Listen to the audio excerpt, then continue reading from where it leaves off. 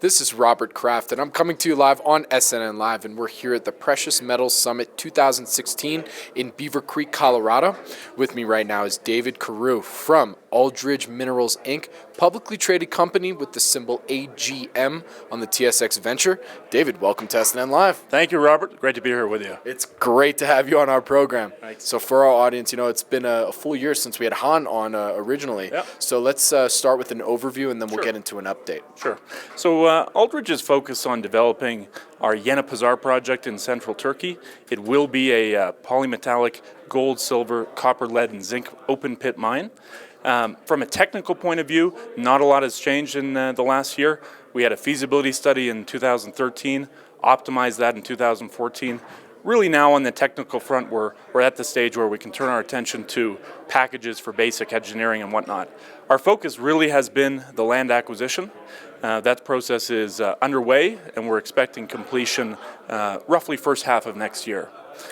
Okay. Well, it's a good start, and you mentioned a few of the updates since we talked with Han last year, but maybe let's expound on that a little further. Sure. What else has been going on in the company since precious metals this time last year? Yeah, so I think, we've been in Turkey obviously that entire time. That's changed somewhat. There was an unsettled political situation there this summer in July. I think the fact of the matter is Aldridge has been in Turkey for 12 years. We've been working on this project since 2004. We have a Turkish-American CEO leading us. He's based full-time in Turkey. That gives us a great deal of confidence that we have kind of our ears to the ground and are able to navigate that situation. We also have a 30% shareholder in Turkey. That's a construction company called Ant Holding. They bring additional expertise and relationships to bear. So Turkey's a country that we're comfortable in. We think it offers investors great risk-adjusted returns right now. So I just want to play devil's advocate because you said you've been there since 2004. It's a long time. Sometimes usually some projects can actually get to mine by then. Yeah. But so what's been, just for frame of reference, what's been holding it back? So I think, listen, different projects take different amounts of time. To go from a few drill holes to post-feasibility study work where we are right now, I think is an accomplishment. This is a fully permitted project. That does take time. We have our EIA, we have our local permits. So this is a permitted project. Once we get the land acquisition done, this is going to be shovel ready.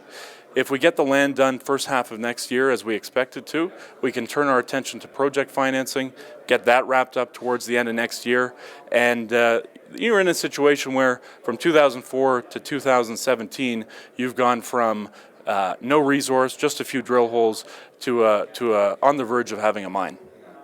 I was just going to ask, so you guys are planning on taking it all the way through to the mine? Listen, I think as a management team and a board, you have a responsibility to develop the project as best you can. This is a very strong project, $230 million capex. It's not a multi-billion-dollar project. We think it's manageable and financeable. At current prices this week, you're talking after-tax IRR close to 30%, NPV close to $300 million. Payback under 3 years. So when you've got a project that has those kind of financial metrics, it's possible for a junior like us to develop it. Having said that, if a major wants to come along, a bigger mining company, a joint venture partner, I think we've got a board that's going to be receptive to an offer that makes sense for shareholders. Okay, so let's get back to the geopolitical situation. You said that there was an incident in July. Can you update our audience as to what happened and how that affects Aldridge? Yeah, there was an attempted coup in mid-July, which was from a small armed faction of the Turkish military. That was kind of rapidly rejected by most of the Turkish people. The President Erdogan called people to the streets and they responded, and that coup was shut down within a matter of a couple days. There has been a post-attempted coup kind of crackdown in Turkey, where we've seen some journalists and dissidents being rounded up. That's unfortunate to see, but I think the reality is Turkey remains a business-friendly jurisdiction. There's been no talk of anti-mining sentiment particularly, and it's a situation we're watching closely. The fact is, with our CEO there full-time, we have a pretty good pulse on the situation. We haven't been directly affected by any of the changes since July.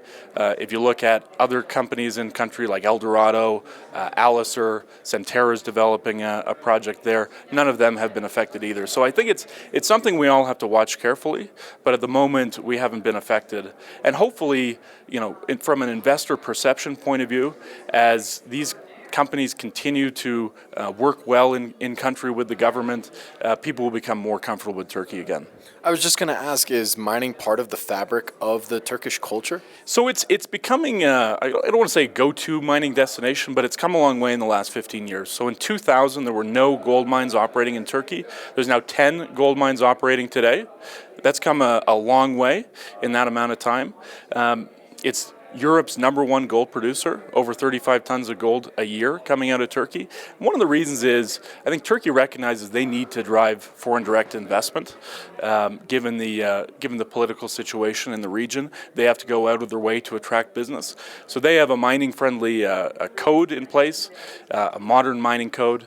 They have a very strong tax incentive. So, for example, our tax rate is 2 to 4%, and that's reduced from 20% at the typical rate in Turkey. So, for us, we realize $76 million in tax savings over the life of the mine, and that's why you're seeing such strong after-tax numbers from this project. And that tax code was developed by the current government. Current government, yeah. This government has been in place for a number of years. So you've got a situation where it's stable from kind of the bureaucratic point of view. We're not dealing with new mine general managers on a yearly basis, as you might in some jurisdictions. So from that point of view, it's been fairly straightforward in maintaining strong relationships with the people that we need to keep in touch with.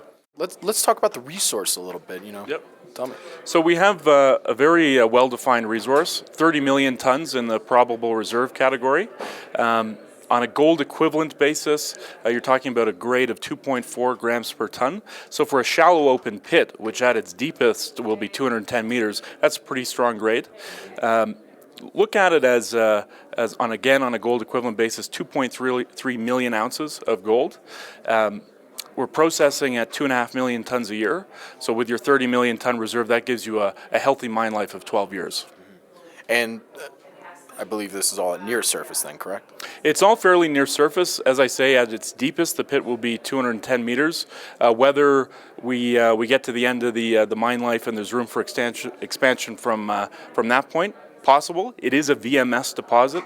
They do tend to occur in clusters, so there could be potential at depth or perhaps a satellite pit somewhere else on our 100 square kilometer license area. Okay, and you said since 2000 there's now, there was nothing until then, but has there been any kind of historical mining? Because I'm thinking to myself, the reason I even asked if it was near surface is like, well, if there is nothing going on exploration-wise, then perhaps there is a lot of near-surface mining potential, but is there any kind of historical mining on the property? Yeah, I mean, Turkey has an extremely long and rich history, including on the mining front. Actually, one of the reasons that led to the discovery of this Yenipazar deposit is at the north end, there's a small pit where actually the Romans used to mine copper. There were very high copper grades at surface, basically boulders of 30% copper, where they would have been making shields and swords and whatnot. So that helped actually discover the project, and our geologists took that from a few drill holes to where we are today.